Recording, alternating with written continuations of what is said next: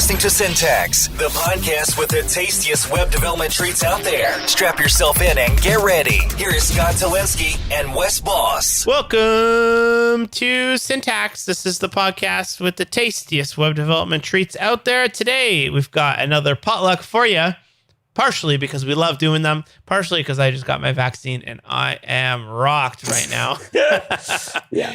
Today we are sponsored by three awesome companies. First one is Prismic. They are a headless CMS focused on building websites with slices, LogRocket, JavaScript Session Replay, and Revenue Cat, adding recurring billing to your mobile app with no sweat. How you doing today, Scott? Hey, I could be a little bit more caffeinated. I wanted to stop drinking coffee or having caffeine in the morning just to, see if that would help out some of my pain issues that I have. And oh man, I don't even know what I was thinking today. I could have gone to the coffee shop and no, I didn't. And so it's 3 or it's 1:30 over here and I am crashing. But you know what? I'm talking to Wes. I'm talking web. We're doing a potluck. I'm gonna wake up here. I'm gonna wake me up before I go, and I'm gonna do this podcast very, very with lots of energy. So yeah, I'm doing good. How about you? Not too bad. As I said, I just got my vaccine yesterday, which I'm stoked about. A little bit sleepy today, feeling a little bit groggy, but I'm very happy to have it. And I'm excited for JavaScript meetups and conferences and all that to start coming back soon. So excited about that. Yeah, I'm pumped for that too. All right, first question we have here is from Steve Montoya. Most small businesses I know have heard of WordPress, and it seems like the industry standard for doing brochure websites. So brochure website generally means this is just a website that has content on it, and it doesn't do a whole lot other than show photos and content and information that people need. Maybe there's a contact form on there, and that's about it. It doesn't do much else. So I'm tired of 1 to 5 page freelance WordPress websites. I love front-end coding and design. Do I need to sell people on static sites, or are there freelance jobs out there to use Vue, React, whatever, for static site web developers? I want to stick with small businesses and a few other niches, but I'm tired of drag and drop builders in WordPress.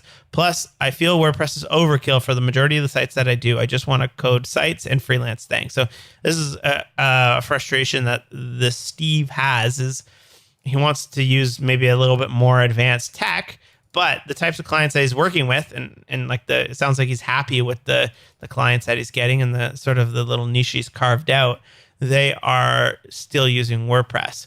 So, what do you do there? And I'm very curious to hear what you think about this, Scott. You want to give a stab first? Yeah, at the end of the day, I don't really think the client does care, even if they think they do. The client doesn't necessarily know as much about what you're doing or the tech is. Maybe they might even let on. I used to have some clients who would try to give me some jargon to let them know that they knew what HTML was, and okay. But at the end of the day, they care about results. What's faster, what works better, what feels better. And it very well may be your job to sell them on something that is bigger, faster, stronger. Well, not bigger. Let's say smaller, faster, stronger. It might be up to you to sell them on that. Now, many of the times that involves issues where clients really think they need to enter data or update the data or be in regards to have more control over that information. But in my experience, we had just an endless amount of clients who asked for a WordPress site specifically and then never ever changed it. And that's only because somebody told them that they needed WordPress. There is a time and a place for you to say, whether or not you're in that client meeting, or if it's through your team and you're discussing it with your team and saying, listen, I can build this site in a way that's going to feel better for the user, but it's not going to be on WordPress. If this client is, WordPress is a deal breaker, I can do it in WordPress. But hey, maybe we should try something different for this one and then see how it goes. In my experience, the team that I was working with at any of the agencies I worked at typically did not care about that. They would say, okay, and maybe perhaps in your proposal, because I know a lot of you are bidding on proposals. That's a lot of how that work works, is where you bid for a project. And if you get the project, and if you say this thing is not going to be on WordPress, that could be seen as a downside. So if you're doing the type of proposal work in that regard, you might need to say like, listen, we can build the site in WordPress if you'd like, or we can explore newer technologies that can give you a better experience. And if you add some flowery language to it, you can the guy who's selling something say, you could have this old thing, or you can have this fancy new one with a shiny roof. You could sell it a little bit that way. And I think that will go to your benefit.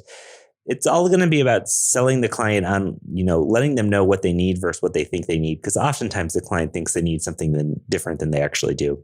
Yeah, it's kind of tough with trying to do static or Jamstack or any of these, like even just like a dynamic React site, because a lot of times the benefits that you get in terms of speed and kind of slickness of the website don't outweigh the benefits of somebody using WordPress. That's why people use WordPress a lot still, because the client wants, I just have a few notes here, something that's easy to update themselves. In some cases, they'll usually tell you, like Scott says, they'll say, I want to update it, but doesn't always be the case.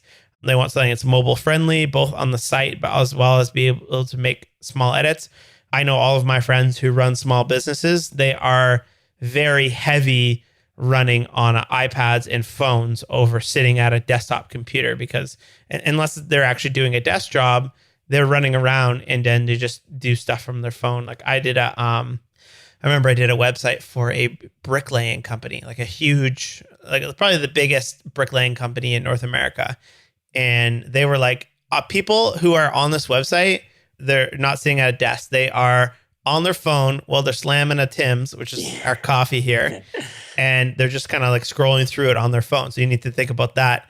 They want preview friendly. This is a big downside that Jamstack is frustrating with right now, is that when you make an update to your content, they want to see it on the content on the site very soon, if not right away. They want easy to add features, photo gallery, map, slider, snow day notice. We talked about that. That is like, if something goes wrong, like they have to shut down for the day, they want to be able to put a big banner on the homepage. And then they want easy to click together pages with some sort of builder, which is why like a lot of people hate these site builders, because they, especially some of the WordPress ones, they do everything under the sun and they can be hard to work with. But on the flip side, a lot of people actually love using this type of thing. So I don't know. I don't think that the Jamstack is there yet. And I think if you take a look at the landscape of companies trying to solve this right now, StackBit has been a sponsor in the past. They're simply just gluing together like your CMS and your front-end framework, but they are being like the piece in between.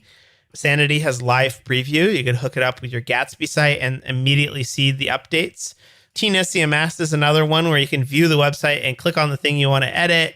Next.js is rolling out this new live thing, which allows you to sort of collaborate and see what other people are doing. Gatsby Cloud, real-time updates. So it's kind of funny. You see all of these companies spending lots and lots of money trying to figure this out right now. So if I were you, I would say I would like look towards what all these companies are doing in that space, because I bet that's the next step in terms of building portfolio, or what do we call it?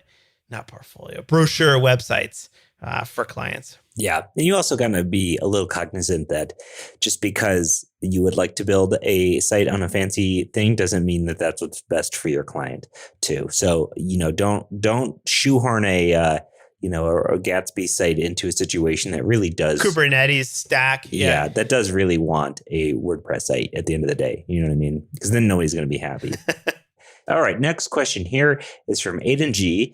Says, hi, Scott and Wes, loving the podcast all the way from the UK.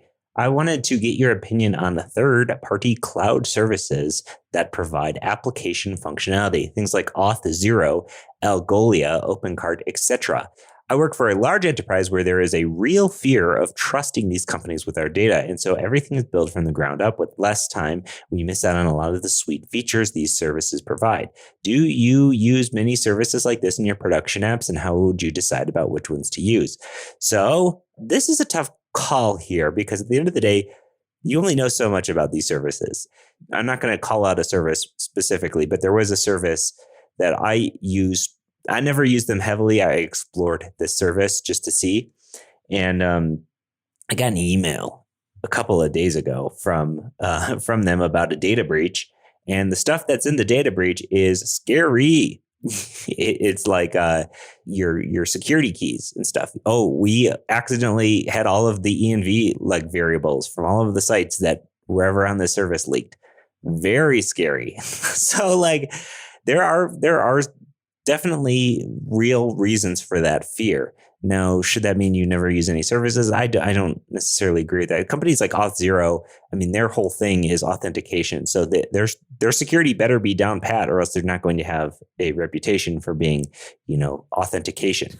Yeah. But that doesn't necessarily mean that I've personally done an audit of any of their stuff. And even if I did, that doesn't mean that I would even be able to understand, the security implications of that. So yeah, it's a tough call. And at the end of the day, we're all kind of blindly trusting a lot of these services, some of which maybe we should and shouldn't. I think a good benchmark for that are services that have existed for a good amount of time and have a good track record. If something just popped up and it's like built overnight kind of deal, maybe sit and wait on that type of thing. But you have companies like you mentioned, Algolia, Auth0. Those are all companies that have, really proven track records and have been around for a good amount of time. So personally, I would do the work to make sure that the company and the service that I'm using is something that other people have trusted information in and for a long time or for a decent amount of time.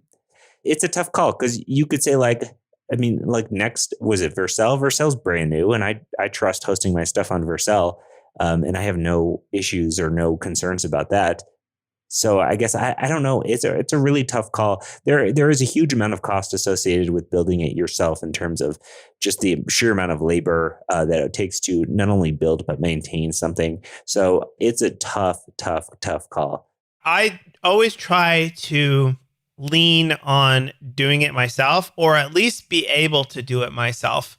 And that's one of the reasons why like my personal website doesn't use something like Cloudinary to host my images. It's not that like I use it on my course platform. I'm a big fan of them. I use them in a lot of my courses, things like that. But like my personal website, I'm just like, I feel like I like entirely just build it myself. If I wanted to host the thing myself, I totally could. But at a certain point, that like time versus trade-off and expertise goes away. Like I am not going to get into the business of hosting my own video. I might go down the route like Scott did and build your own player with something like Mux, but I like lean on someone like Vimeo to do my videos. Why? Because I don't have the expertise to do that type of things. I don't want to have to maintain the infrastructure. They honestly do it cheaper than if I were to try to do it raw myself. So that's always a pro to using a service. Also, you have a really nice UI. It's fast to implement a service. The cons to that is it can get expensive really quickly. If you look at some of these, like when you start to scale things up to millions and millions of requests or big pieces of data, then you go, oh boy, this is getting really, really expensive. So yeah, you just got to kind of think about what are the pros and cons. Obviously, you can't do much these days without services entirely. At some point, you probably have to buy a domain name unless you're pointing people to an IP address, which you are hosting yourself. And then even then, you still have to pay an ISP to get to that, right? So at some point along the line, you have to say, all right, I'm letting these companies into part of my website and I'm going to trust them to do that type of thing. But in my own personal experience, I always like to lean to try to do it yourself and see how much time it's going to do. And then if it's way too much overhead or way too much upkeep or it's way too expensive, and sometimes it makes sense to lean on a service for that. Yeah, totally.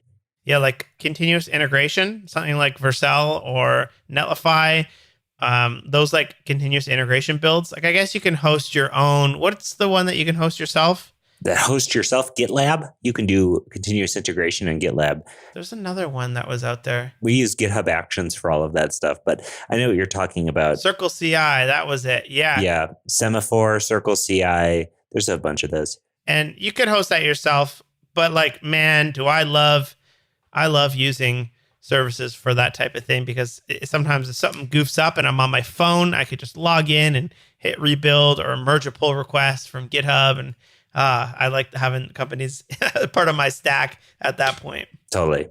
So One of our first question was these site builders in WordPress can get really, really frustrating. So this ad read will cover both of our last questions. One, should you pay a service instead of building it yourself? So one of those services you could pay to be your CMS is Prismic.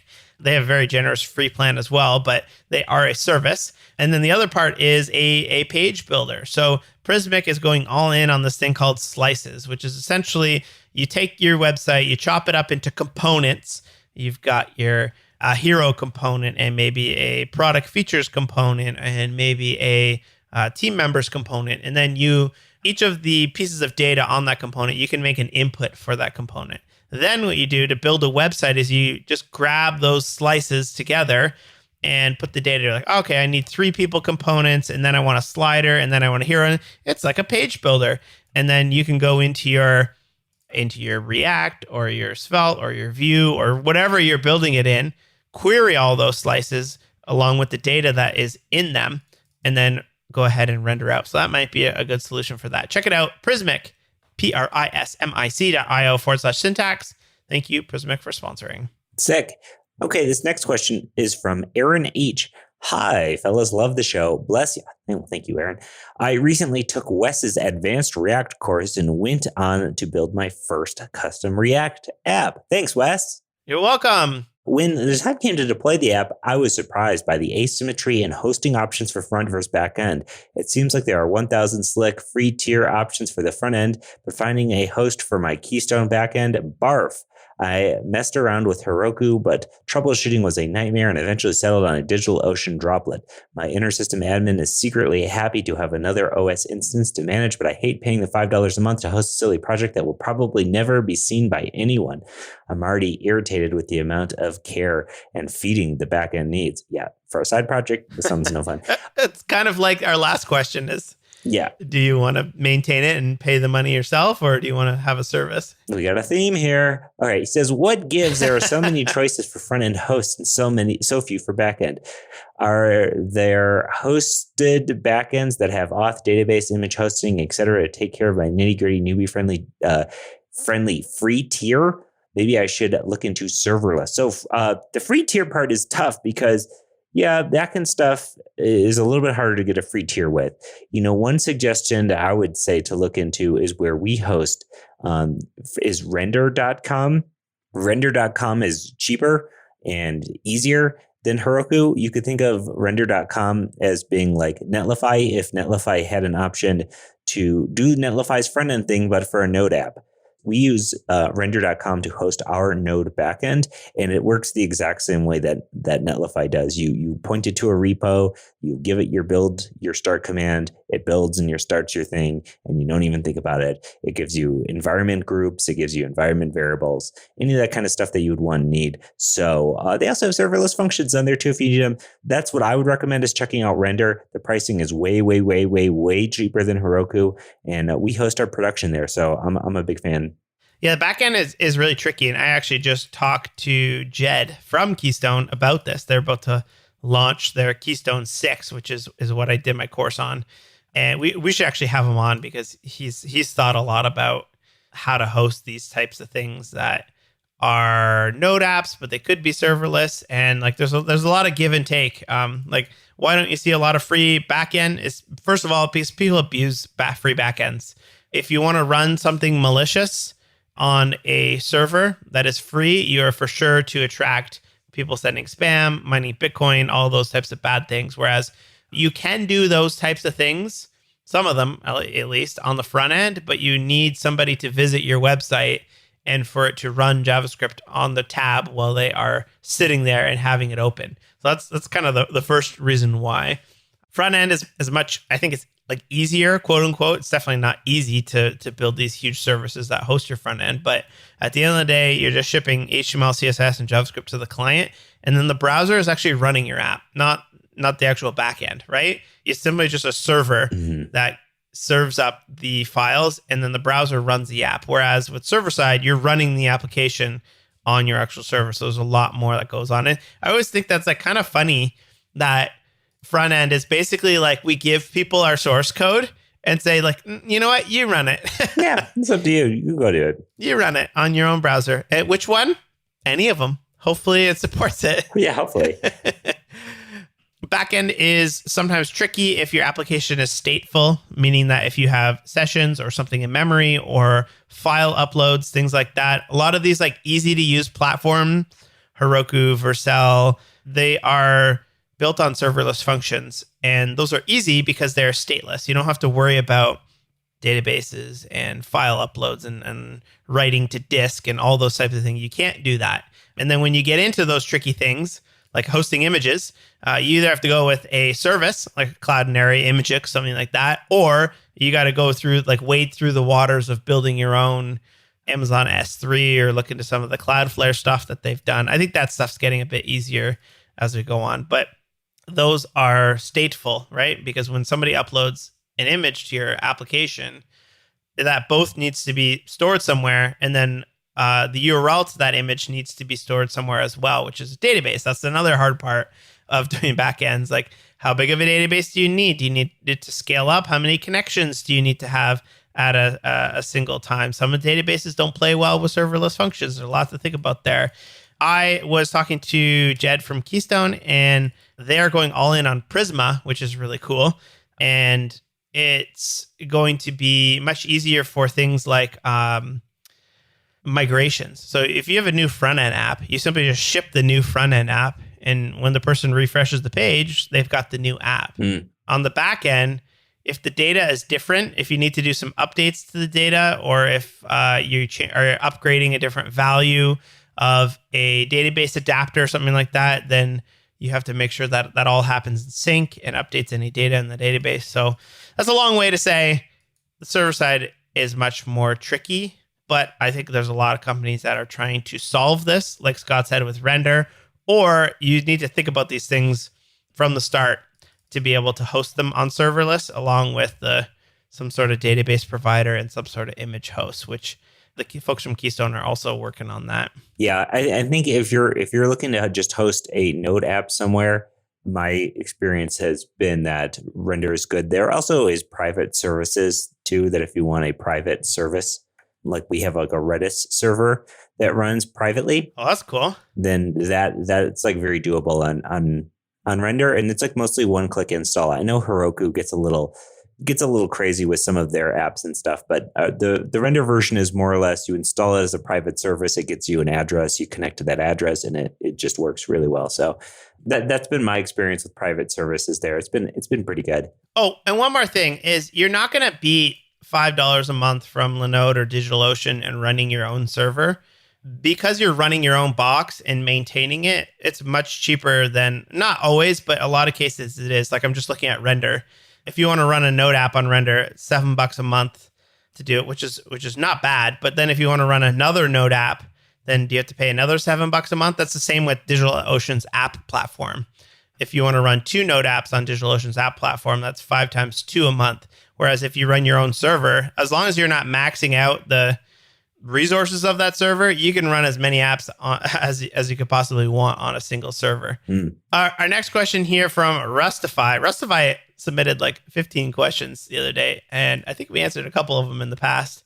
I'm very curious to hear what you think of this, Scott, because I know you've worked with Drupal in the past and you were a fan of it at the time. So the question is, since Drupal has evolved beyond awkward clog, what do you think that means? I have no idea. Klug? Klug? Awkward Klug of V7. I mean, I used Drupal V7, but I don't know if it's just saying like V7 is weird. Oh, Klug is like, if you Google image it, it's like a scary looking guy.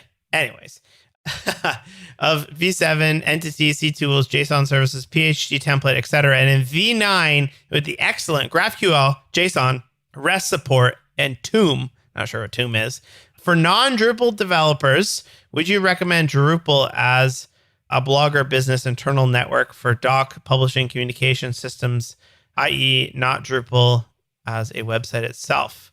This is kind of interesting. So you could just use it as a internal CMS. And this sort of like falls under the self-hosted CMS area, which is not like a service, but you host it yourself and you get all these things along. And you also get like, you can log in and have inputs and access control, and it does a little bit more for you. I think that just boils down to how easy it is to customize. It probably is a really good option. Seems like Drupal has really seen where their area will be is PHP devs that need a really, really flexible CMS that the data can be piped into literally anything. Like probably lots of iPhone apps are powered. The data is powered by a Drupal backend. So I think that's probably a really good option, especially if you want to get up and running quickly. The people that I hear, like I never hear people bad talking about Drupal. It's either they don't talk about Drupal or they love it. Well, maybe it's just because I don't know if it's like a self-loathing thing or something, but there's a lot of people in the Drupal community who at points or another didn't have nice things to say about it. But I've always enjoyed it myself. And the neat thing about this question and, this explanation here, because I have not been keeping up with Drupal. I'm going to admit that I primarily built sites in Drupal for a long time. The original version of Level Up Tutorials from 2012 to 2015 was all in Drupal. So I'm very familiar with it. In my opinion, Drupal's biggest strength is the admin editing interface and the admin and data the data flexibility that you have with Drupal is really good. And that was the most frustrating thing for me when I would move to WordPress sites, is having to deal with advanced custom fields, custom data types, and those types of things. In Drupal, I always felt like the whole experience was way easier, way better, and that you had more control over the data. And also, I always felt like, if I was passing this off to a client, the client was almost always happier with the Word or the Drupal version, because the admin theming aspects of it were really baked in. You could do a lot for that admin theming section, and it worked really well with data and documents and all sorts of stuff. So yeah, I would definitely recommend people check that out then. I need to look at Drupal 9. It sounds like it's gotten pretty interesting. I honestly had no idea they were doing anything with GraphQL, and I always liked the content editing experience of Drupal. So I'll give this a check and see where it's at now. I'm interested. Yeah, it looks like Drupal 9 just came out the other day. They have a fancy new icon. The little new metal flame drop is gone. What's the new icon? That's unfortunate. A moment of silence for the new metal flame drop. It's like you know what? I should probably know the name of that thing. People talk about it. The mascot guy. Drupal. What is it? Like Fred Durst or something? Droopy. Icon name. Let's see. Droopy. I feel like there's a missed opportunity if they didn't go with Droopy. Droopy. Yo, Drupal marketing people, get at me. He always looked a little evil, don't you think? Yeah, he had weird shades on. And there's versions of him with spiked hair and stuff. But yeah, he always looked kind of evil. He was a drop, the Drupal drop. It was like a droplet of water, I think. I think that's what it was. But yeah, he had some weird shades on. The Druplicon, it's called. Yeah, Droopy, come on. You got to give him a name, liven him up, give him a smile. We can give him a pal. Well, clearly you missed that meeting because you would have killed it there. Hello, everyone. Thank you for coming. I'd like to present to you my idea, Droopy the Drop. This is Droopy the Drop. He's got a pet squirrel named Snickers. The Snickers the squirrel, well, they like to hang out in the backyard, and sometimes they pretend to be an airplane guy on top of a doghouse. I don't know why. I'm just pulling stuff in from Snoopy. Okay.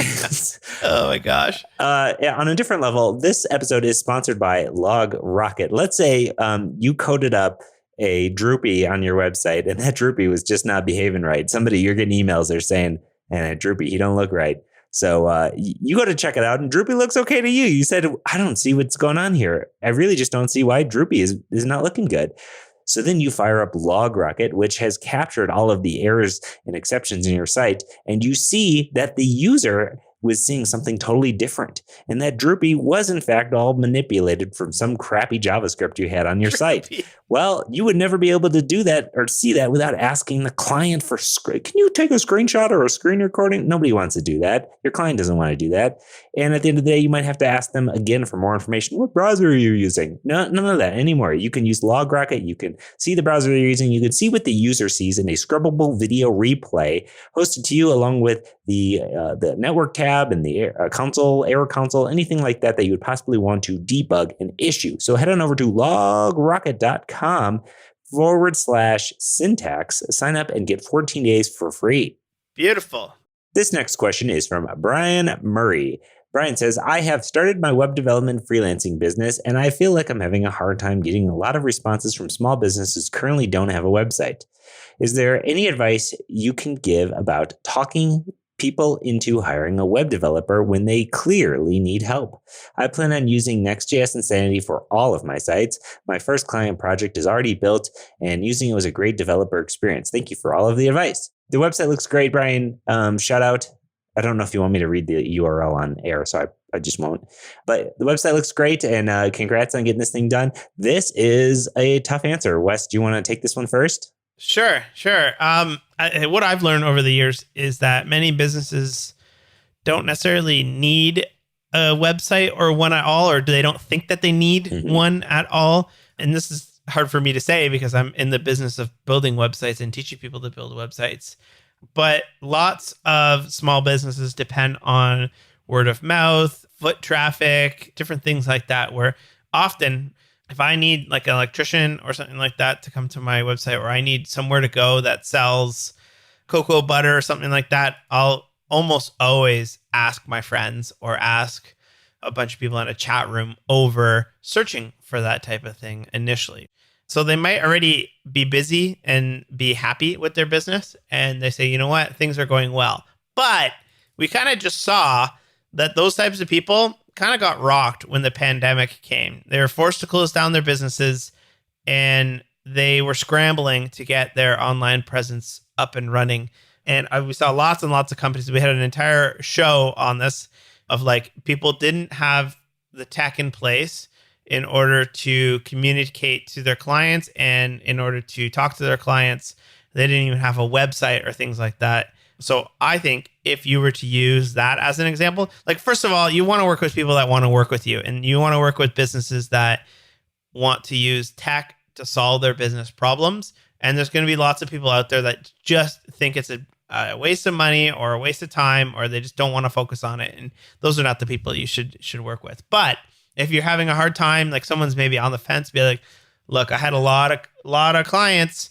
They were sort of caught with their pants down when the pandemic came, and we're not able to get that information across to their people because they didn't have a website set up, or they didn't have a good one, or they didn't have a contact form or a way to clearly communicate. And they were stuck like spamming these JPEGs on Facebook, hoping that Facebook would show them to the people that are visiting their website, or they're just on the phone all day long answering questions, because that could certainly. So I would use that as a bit of a playing card as to why they should have a good website. Yeah, we definitely did see that in terms of like everybody's scrambling. And I think a lot of web devs probably were busy because of all the stuff that we were having to do. Yeah. And I think that's a really good point, is that like, yeah, not everybody does need a website, but you know, certain companies and businesses, if they're small businesses and you know they need a site, you could always print out. I know this is very old school, print up some cards and drop off a card, say, hey, I make some websites. I see you guys don't do online ordering or anything like that. You know, if you're interested in doing online ordering, I can do it on you know, good value for you. Here's my card. If you're not interested, no worries. You know, I think that still flies.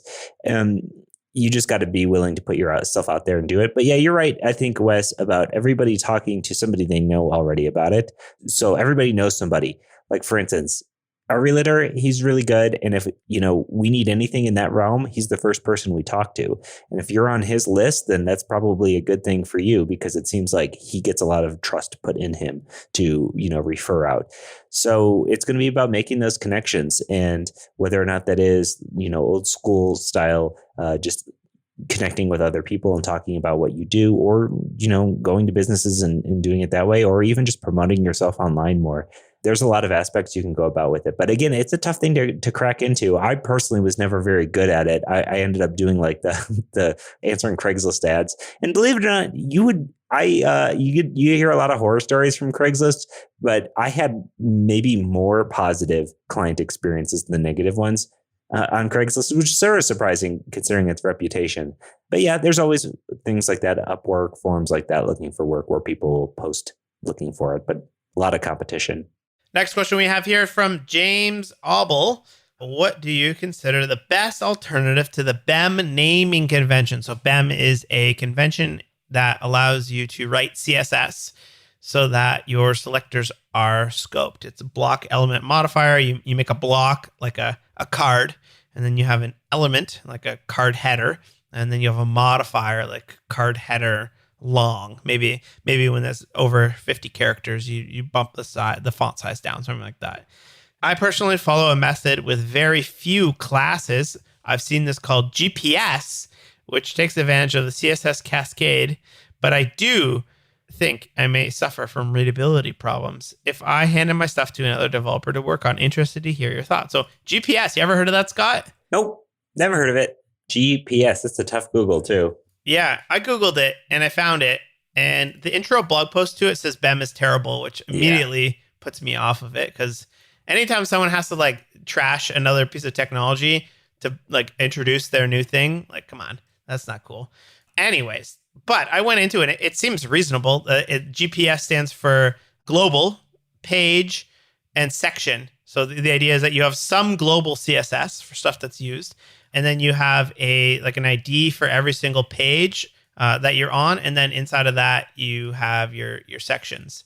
And it makes kind of sense to me, except that, like I've said in the past couple of podcasts, is kind of moving away from like page based. And even if it says in the docs here, like you could do it section based, but I would think like component based is probably the way to go, because then you can move those suckers wherever it is you want. So that's what GPS is. Anyways, I think component CSS matched with a bunch of global helpers is probably the way to go with CSS right now. That's just my opinion. There's lots of people that will disagree with that, but I don't think that the alternative to BEM is going to be a new one of these things that someone comes out with. I think it's going to be either a tool that helps you automatically scope your CSS, like style components or svelte kits built in, things like that. Or ideally, CSS, the language, will have this scoping built into it pretty soon. And it will allow you to say, all right, here's my card component. And then you can select the H2 inside of that. You don't have to put a class on it. You can select the paragraph tags inside of that. You don't have to put a class inside of that. And, I got 2 images. Let me throw a class on one of them so I can apply some CSS to that. And I think that, for me at least, that's my way going forward with CSS. Yeah, and that's largely how I'm writing my CSS right now. I think BEM is fine. BEM is just really a standard for writing class names. It's basically like, here's how you write your class names. But many of these things, they're really trying to solve the problem of, like you said, scoping. And scoping is not something you need to do all the time, but there are times when scoping can really come in handy. Our base level CSS for our theme is done, in a way that like we don't have to use that many classes. And if we're doing one-off CSS work, it's being done at the component level in a scoped manner to say, like, this is how this thing is. But if we're doing thinking in components, I'm largely thinking in components, and BEM does come in handy, but I don't write strict BEM CSS myself anyways. I do just say, hey, here's the component, here's its class name, and then the children. Since we are using Svelte, we have that scoping by default, so I don't have to worry about it too much. But I don't think this GPS is any better than BEM for any particular reason. You're dead on, Wes, with your saying global CSS with some scoped to components where needed. And then I would also toss in there, use a couple of utility classes, because I don't want to turn this into a utility class thing, but utility classes can be really great. And just because they're really great doesn't mean you have to write your entire CSS with utility classes. You know what I mean? And that definitely is like a pendulum. People will like toss a couple of utility classes on there and be like, oh man, this is great for this little bit. We might as well, put 18 classes on this element. I think you can get away with using utility classes to augment your global styles and your scope to component styles for utility, not to style the whole thing. So, GPS, BEM, CSS, SAS, scope, CSS, I don't think it really matters. Just as long as your stuff is organized and able to be readable and writable by the people on your team, everybody's on the same page, and there isn't like 8 different styles and systems of CSS writing on your team. Beautifully said.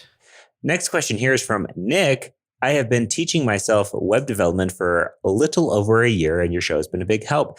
I'm getting to the point where I feel that I'm nearly qualified for jobs, and I will be starting the application journey soon.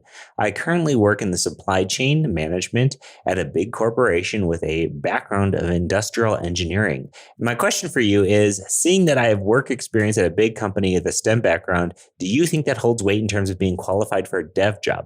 I am mainly wondering how much I should leverage it during my interviews on my resume. Yeah, you should leverage this because, when I'm interviewing people in the past, or even now, I suppose, but, when you're talking to people to see if they're a good fit on your team, if you're getting to the interview part of it, sure, there's probably going to be technical questions and technical outlook on your abilities of what you can do. But at most normal companies, non-Google size companies, the hiring process is very much more personal in a way. It's like these people are just feeling you out to see if you can work on a team successfully, if you can be part of the team, if you can fit in and you can be a team player, those types of things. You're going to communicate well and listen and, be the type of person that other people want to work with. And if you have a background in STEM, whatever, but if you have a background working in a larger corporation, or you have been doing prominent work in whether it is non-coding or whatever, leverage that stuff. They ask you those questions about, what is your experience with this in management, or have you ever had to give me a situation where something went wrong and how did you fix it type of deal? Those types of questions. Man, you should be loading up those questions with, well, when I was a part of this team, we worked on these problems. It doesn't matter if it's coding related. They're going to love to hear that stuff. So yeah, go for it. Yeah, I agree as well. I think you've worked in a technological setting before. You have an engineering background. You have a big company behind you. You probably have very good organization skills if you say you're working in supply chain management. That stuff can get hairy real quick. So use all of those things to your advantage because those are all very good skills. There's just one new skill you're adding, and that is being a developer on top of that. So you've got more skills than not right now. So good luck with that.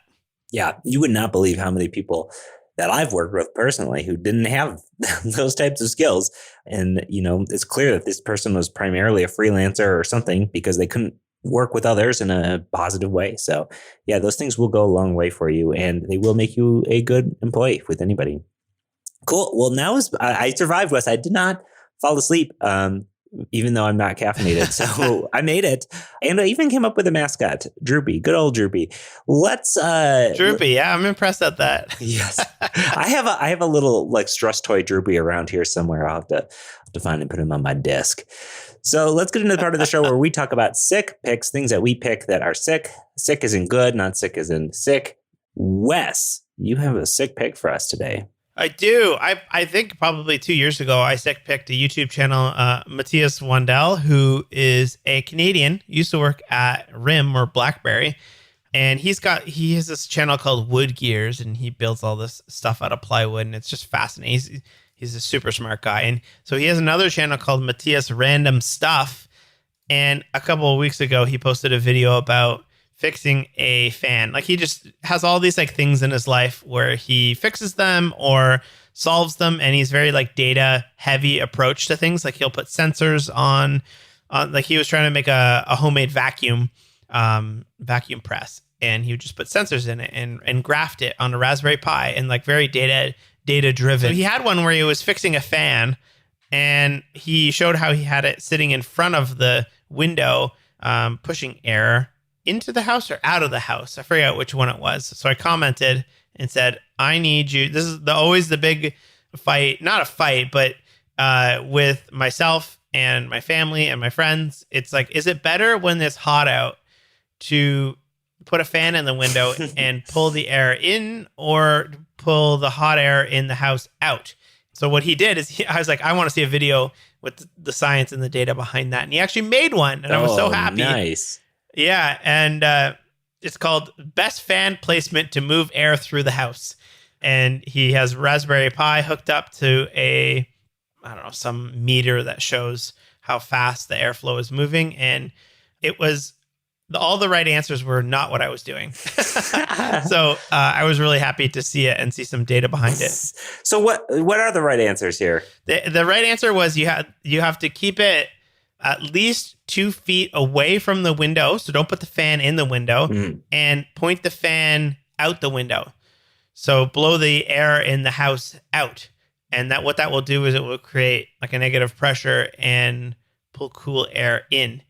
So I have always been doing the opposite. Like we have a fan in our window because it cools down here at night. So we usually don't have to have the AC on, which is nice. And then we're pumping the air in. But now I'm going to flip it around. So yeah, that's interesting. Okay. I gotta check this out. Okay. That sounds like something that I would be very into. I tweeted it and like every web developer was like, thank you. I've been wondering this for my entire life. Yeah. And engineering is fascinating, right? My sick pick for today is a podcast that I really like to listen to called I Was There Too from Matt Gorley.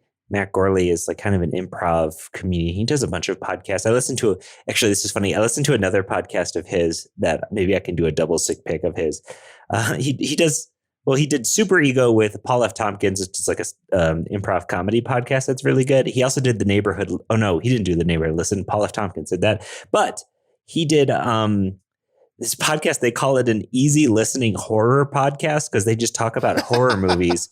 And the episodes will be like a couple hours long. And it's like 2 actors that are just like really, really, cool dudes, and not in like the actually cool way, but like they're like, I don't know. They're just interesting guys. They're the type of people that you want to listen to talk for a long time. They have a lot of stories about Hollywood because they were both actors, but not like ever actors. They're both like super nerdy. So like the nerdiness is like very, very relatable. And so, yeah, that was, it's called With Gorley and Rust is the horror one. But the one I'm talking about specifically is I Was There Too with Matt Gorley. And he interviews people who were in movies that weren't a main actor or a main character or a non-big actor. So they'll interview the guy who played Jar Jar Binks in Star Wars. Here's an episode with the passengers on the bus of the movie Speed. So he's just like interviewing the people who are also in the movie but never get interviewed. So I Was There Too. Silence of the Lambs with Brooke Smith. It's just like random people. And this is a really great podcast. It's super fascinating. Matt's a really great interviewer. And you get some really wild stories from these people who were like, oh yeah, I was like a personal trainer. And then I got scooped up to be in this major motion picture. And the next thing I knew, I was meeting Michael Jackson. And then like I never did anything else. It's like whirlwindish. It's very good, very wholesome. So check it out. I Was There Too. Good podcast. That sounds awesome. Give that a listen.